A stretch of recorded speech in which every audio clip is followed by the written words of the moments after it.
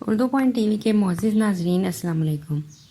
سلطان محمد اول 781 ہجری بمطابق 1379 عیسوی کو پیدا ہوئے۔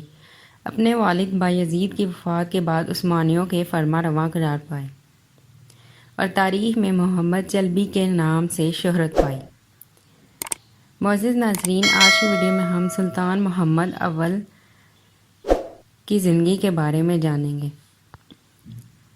سلطان محمد اول درمیانہ قد، گول چہرہ، ملے ہوئے ابرو، سفید رنگت، سرخ گال، کشادہ سینہ اور طاقتور جسم جس میں بلا کی پھرتی تھی، یہ تھی سلطان محمد اول کی شخصیت۔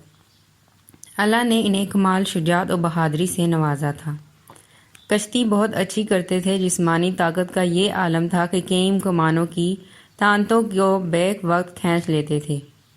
اپنے دور حکومت میں 24 جنگوں میں شریک ہوئے اور 40 زخم کھائے۔ سلطان محمد کو جو چیز دوسرے سلاطین سے ممتاز کرتی ہے وہ ہے آپ کا حزم و احتیاط اور اس کے ساتھ حلم و برداشت۔ جس شخص نے قانون شکنی کی اور سلطنت کی اطاعت سے سرتابی کی تو سلطان نے اس کے معاملے میں حلم و بردباری کا مظاہرہ کیا۔ سلطان محمد کے زمانے میں بدر الدین نامی ایک شخص ظاہر ہوا جس نے مسلم علماء دین کا روپ دار رکھا تھا۔ وہ سلطان محمد کے بھائی موسیٰ کے لشکر میں سے تھا اور اس دور کے دولت عثمانیہ کے سب سے بڑے منصب قاضی العسکر کے عہدے پر فائز ہوا۔ موسیٰ بن یزید نے اسے اپنا مقرب خاص بنا لیا اور یوں وہ لوگوں کی عقیدتوں کا مرکز بن گیا۔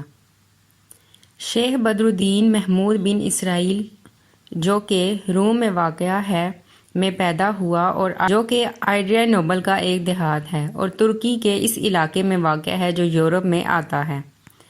اس کا باپ یہاں کا قاضی تھا اور وہ یہاں پر مقیم مسلم فوج کا امیر بھی تھا۔ اس قلعہ کی فتح کی سعادت بھی بدر الدین کے والد کو حاصل ہوئی تھی۔ بچپن میں اس نے اپنے والد سے اکتساب علم کیا، قرآن کریم حفظ کیا، پھر مولانا شہدی کے نام سے معروف ایک عالم سے ابتدائی کتب پڑھی۔ ظاہری تعلیم سے فراغت پا کر شیخ بدر الدین کو تصوف کا شوق ہوا اور وہ اس دور میں مصر کے عظیم روحانی پیشوا شیخ سید کی خدمت میں حاضر ہوا اور آپ کے ہاتھ پر بیعت کی۔ یہاں اس جزیرہ کے رئیس جو مذاہب نصرانی تھا کا دعوت نامہ پہنچا۔ بدر الدین اس کی دعوت پر گیا۔ نصرانی امیر نے اس کے ہاتھ پر اسلام کی بیعت کی۔ اس کے بعد وہ موسیٰ بن سلطان غازی کے عملداری ہوئی تو موسیٰ نے اسے قاضی عسکر کے منصب پر فائز کیا۔ موسیٰ اپنے بھائی محمد کے ہاتھوں قتل ہوا تو بدر الدین اپنے اہل و عیال سمیت ازنیق کے شہر میں جا بسا۔ ازنیق ترکی میں ایک شہر ہے۔ بدر الدین نے لوگوں کو اپنے غلط اور فاسد مذہب کی طرف دعوت دینا شروع کر دی۔ وہ لوگوں کو مال و متاع اور ادیان میں مساوات کی دعوت دیتا تھا۔ شیخ بدر الدین اپنی گمراہی پر قائم رہا۔ وہ گمان کرتا تھا کہ وہ اس علاقے پر غلبہ حاصل کر لے گا کیونکہ وہ علاقہ مکمل طور پر تباہ ہو چکا تھا اور وہ ہر طرف سے حملوں کی وجہ سے اس میں لا قانونیت کی فضا چھائی ہوئی تھی۔ بدر الدین کہا کرتا تھا، میں پوری دنیا کو زیر نگین کرنے کے لیے تحریک چلاؤں گا اور میرے عقائد جن کے بارے غیبی اشارے ملے ہیں دنیا میں مقبول ہوں گے۔ دنیا کو اپنے دو مریدوں میں علم اور راز توحید کی طاقت سے تقسیم کروں گا۔ رومانیہ کے امیر اخلاق نے اس بدی اور خارجی جس نے اہل اسلام سے علیحدگی اختیار کر لی تھی کی مدد کی۔ سلطان محمد چلبی اس مادی پرست اور دشمن اسلام اور اس کی باطل دعوت کی طاق میں تھا۔ دلی اور مان میں یورپی امداد شیخ کو برابر پہنچنے لگی اور عثمانی فرمانروا سلطان محمد اول کے خلاف بغاوت کا دائرہ بہت وسیع ہو گیا اور حقیقی اسلام کے دشمن کی تعداد 7 سے 8 ہزار جنگجوؤں تک پہنچ گئی۔ سلطان محمد اول بڑا بیدار، معزز اور محتاط شخص تھا۔ وہ ہر کام کو پوری احتیاط اور سوچ سمجھ کے ساتھ سر انجام دیتا تھا۔ سلطان محمد نے سیروز جو اب یونان میں ہے کو اپنی قیادت کا مرکز بنایا اور اپنی فوجوں کو باغیوں کی سرکوبی کے لیے روانہ کیا۔ باغیوں کو شکست ہوئی اور اس کا سرغنہ بدرالدین دلی اور مان میں اس شکست کے بعد سلطان کے خوف سے روز پوش ہو گیا۔ بدرالدین کو جب سلطان محمد کے سامنے پیش کیا گیا تو سلطان نے اس سے پوچھا، کیا وجہ ہے؟ میں دیکھ رہا ہوں کہ آپ کا چہرہ زرد پڑ چکا ہے۔ بدرالدین نے بادشاہ کو جواب دیا اور کہا، اے میرے آقا، سورج جب غروب ہونے لگتا ہے تو اس کا رنگ زرد ہو جاتا ہے۔ سلطنت کے علماء نے بدرالدین سے آزادانہ مظاہرہ کیا اور پھر اس کو شرعی قانون کے مطابق سزائے موت کا حکم سنا دیا۔ وہ باطل نظریہ جس کی بدرالدین دعوت دیتا تھا وہ ماسونی یہودی نظریہ ہے، جس کی 15ویں صدی ہجری 20ویں صدی میلادی میں پورے زور و شور سے دعوت دی گئی۔ سلطان محمد اول شعر و ادب اور فنون لطیف کا قدردان تھا۔ یہ پہلا سلطان ہے جس نے امیر مکہ کی خدمت میں سالانہ ہدیہ بھیجا۔ دراصل یہ ایک محسوس رقم تھی جو امیر مکہ کو بھیجی جاتی تھی تاکہ وہ اس رقم کو مکہ شریف اور مدینہ شریف کے مساکینوں میں تقسیم کر سکیں۔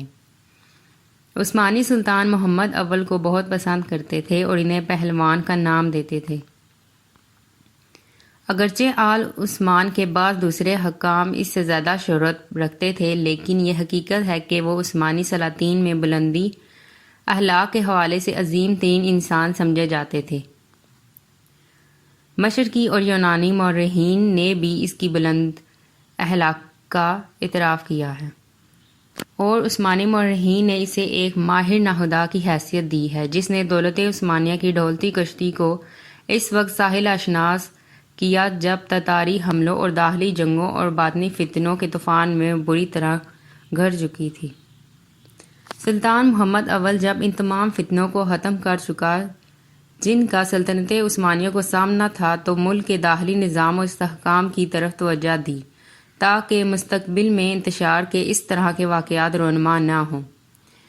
ایسے میں پیغام اجل آ پہنچا۔ اس نے بایزید پاشا کو بلایا اور کہا، میں نے اپنے بیٹے مراد کو اپنا نائب متعین کیا ہے، اس کی اطاعت کرنا اور اسے اسی طرح مخلص رہنا جس طرح مجھ سے رہے۔ میں چاہتا ہوں کہ تم فوراً اسی لمحے مراد کو میرے پاس لے آؤ کیونکہ میں اب بستر سے اٹھ نہیں سکوں گا۔ اگر مراد کے آنے سے پہلے امر الہی واقعہ ہو جائے تو خبردار اس کی آمد تک میری موت کا اعلان نہ کرنا۔ 824 ہجری 1421 عیسوی کو سلطان محمد اول آڈریا نوبل کے شہر میں وصال بحق ہوئے۔ اس وقت ان کی عمر 43 سال تھی۔ اسی اندیشے سے کہ سلطان کے وصال کی خبر سے کہیں کوئی ناخوشگوار واقعہ رونما نہ ہو جائے، دونوں وزیر ابراہیم اور بایزید نے اس بات پر اتفاق کیا کہ فوج سے اس بات کو مخفی رکھا جائے حتیٰ کہ مراد ثانی پہنچ جائے۔ انہوں نے فوج میں یہ خبر مشہور کر دی کہ سلطان بیمار ہیں۔ ادھر ان کے بیٹے کو بلایا۔ مراد 41 روز کے بعد آڈریا نوبل پہنچا اور وزراء نے سلطنت کی چابیاں اس کے حوالے کر دی۔ اردو پوائنٹ ٹی وی کے معزز ناظرین، امید ہے آپ کو ہماری یہ ویڈیو اچھی لگی ہوگی۔ اگر یہ ویڈیو اچھی لگی ہے تو حسب معمول ویڈیو کو لائک کرنا اور چینل کو سبسکرائب کرنا مت بھولیے گا۔ ملتے ہیں آپ سے اردو پوائنٹ ٹی وی کی اگلی ویڈیو کے ساتھ، تب تک کے لیے اللہ نگہباں۔